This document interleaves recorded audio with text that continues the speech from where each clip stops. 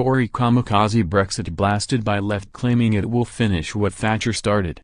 An economist who has advised John McDonnell and transport union boss Manuel Cortes are among those who have signed up to Labour for a people's vote. General Secretary of the TSSA Mr Cortes said recent concerns over Brexit raised by Airbus, Siemens and the CBI were a wake-up call for our movement to fight it tooth and nail. He added, "The only Brexit on offer by the Tories is a kamikaze one. It will destroy jobs, our manufacturing industry and workers' rights. Make no mistake, high-priest Brexiteers, from Nigel Farage to Ian Duncan Smith, want to finish off the job Thatcher started. Their hatred of our class is renowned and we must fight them, giving them no quarter. There is nothing in Brexit for working people. That's why we are now seeing an increasing number of trade unions coming out against it." The group also includes members of the left-wing Momentum organization that supports the Labour leader.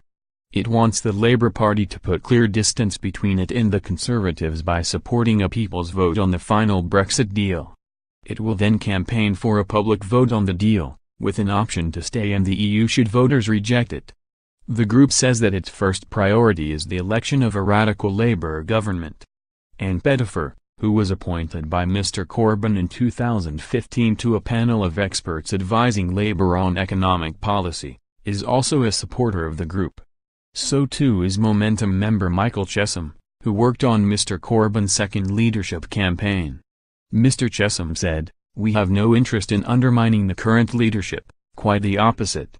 Tory Brexit would be a disaster for the prospects of a radical Labour government. It would deregulate and shrink the economy and attack working-class people and migrants. We cannot ignore that any longer, and many people who are not die-hard Remainers will be reaching the same conclusion."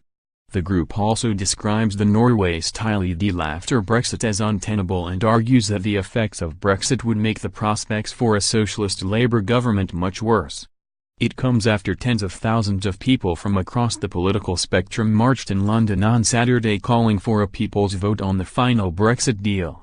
They included Liberal Democrat leader Sir Vince Cable, ex-Labour NEC member and actor Tony Robinson and Green Party co-leader Caroline Lucas, but no current senior Labour figures.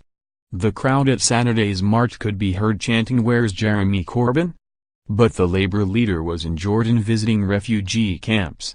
Shadow Chancellor John McDonnell was in London but did not attend. He told a conference of the Open Labour grassroots group he would prefer a general election to a second referendum if a Brexit deal cannot be agreed and approved before the UK leaves the EU.